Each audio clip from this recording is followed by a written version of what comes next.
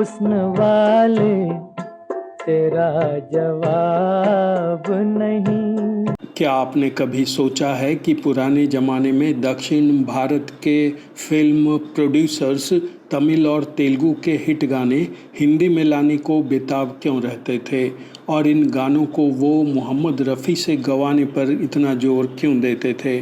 बताएंगे आपको। आज की रात मेरे दिल की सलामी।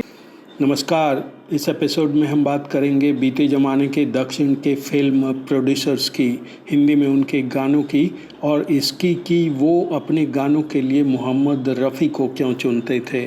तो चलिए करते हैं कहानी की शुरुआत। चल उड़ जा रे पंछी के अब ये देश।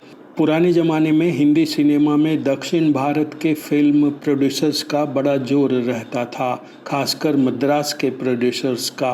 तब जेमिनी और एवीएम जैसी अनेक मशहूर फिल्म कंपनियां थीं जो हिंदी में फिल्में बनाती थीं और लोगों का मनोरंजन करती थीं। ये उस ज़माने की बात है जब चेन्नई को मद्रास कहा जाता था।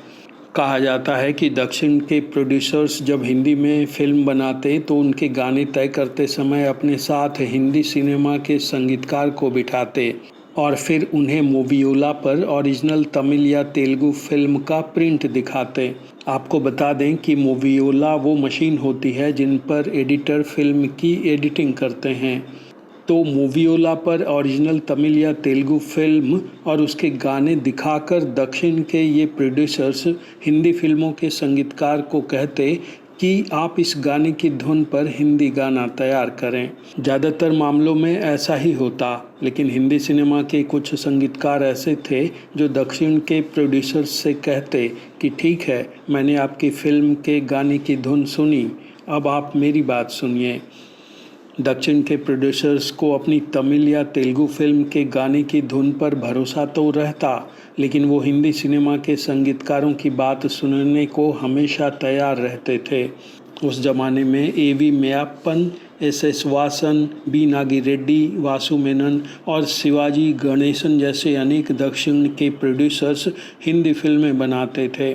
संगीतकार रवि हिंदी सिनेमा के ऐसे संगीतकार थे जो दक्षिण के गानों की धुन सुनने के बाद दक्षिण के प्रोड्यूसर्स के सामने अपनी बढ़िया और शानदार धुनें रखते और फिर उन पर उनकी राय मांगते। अगर प्रोड्यूसर को उनकी धुन अच्छी लगती तो वो संगीतकार रवि की ही धुन रख लेते और अपनी धुन पर जोर नहीं देते।